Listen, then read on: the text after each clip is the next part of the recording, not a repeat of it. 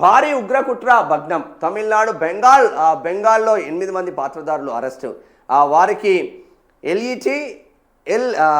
LET ఐఎస్ఐతో సంబంధాలు. కాశ్మీర్ కేంద్రంగా ఆదేశాలు ఇస్తున్న అసలు సూత్రధారి escape. Jaish e top commander Saifullah Baloch encounter అయిపోయిన పరిస్థితి మాత్రం ఉందంట. భారీ ఉగ్ర కుట్ర భగ్నం చేసిండ్లు ఏడా తమిళనాడు బెంగాలు. మరి బెంగాల్లో ఎన్నికలు ఉన్నాయి కాబట్టి అక్కడే స్టార్ట్ చేస్తున్నారా?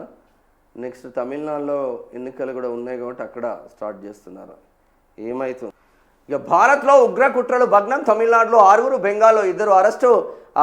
ఎల్ఈటి ఐఎస్ఐతో సంబంధాలు. పాకిస్తాన్కు చెందిన ఉగ్ర సంస్థ లష్కరే తైబా, పాకిస్తాన్ గూఢచారి సంస్థ ఐఎస్ఐ, అలాగే బంగ్లాదేశ్కు చెందిన తీవ్రవాద సంస్థలతో సంబంధాలు ఉన్నట్టు అనుమానిస్తున్న ఒక పెద్ద ఉగ్రవాద ముఠాను ఢిల్లీ పోలీసులు అదుపులోకి తీసుకున్నారు. తమిళనాడులో 6, పశ్చిమ బెంగాల్లో 2 కలిపి మొత్తం 8 మందిని అరెస్ట్ చేశారు.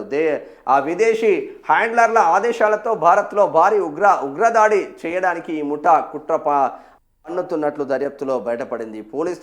పోలీసుల తెలిపిన వివరాల ప్రకారం మిజానుర్ రెహమాన్, మొహమ్మద్ షాబాద్, ఉమర్, మొహమ్మద్ లిటాన్, మొహమ్మద్ షాహిద్, మొహమ్మద్ ఉజ్జాల్ అనే ఆరుగురిని తమిళనాడులోని తిరుపూర్ జిల్లాలో గార్మెంట్ యూనిట్లలో పనిచేస్తూ ఉండగా అదుపులోకి తీసుకున్నారు. మరో 2 పశ్చిమ బెంగాల్లో అరెస్ట్ చేశారు. వీరిలో కొందరు బంగ్లాదేశ్కు చెందిన వారు నకిలీ ఆధార్ కార్డులతో ఇక్కడ నివసిస్తున్నారని పోలీసులు తెలిపారు. వీరి వద్ద లభించిన మొబైల్ ఫోన్లలో ఢిల్లీ సహా కొన్ని నగరాలపై రెక్కి నిర్వహించిన వీడియోలు ఉన్నాయని చెప్పారు. కాగా బంగ్లాదేశ్లో ఉంటున్న ఒక కశ్మీర్ వ్యక్తి ఈ కుట్రకు సూత్రధారి అని, అరెస్ట్ అయిన 8 మంది అతడి సూచనల మేరకే పనిచేశారని అధికారులు పేర్కొంటున్నారు. ఇట్లున్నది కథ. ఒక్కడన్నా వేరేటోడు ఉన్నాడు అరా ఇట్లా? అరే భారతదేశంలో పుట్టి భారతదేశాన్ని సర్వనాశనం చేసుడేంద్ర ఆయన. వాడు పశ్చిమ బెంగాల్లో పక్కనున్న దేశం బెంగాల్ ఆఫ్ఘనిస్తాన్ బెంగాల్, అక్కడ నుంచి ఇక్కడ బెంగాల్లో వచ్చి ఉంటున్నారు, వెస్ట్ బెంగాల్లో. మరి మమతా బెనర్జీ ఏం చేస్తుందో అర్థం కాదు.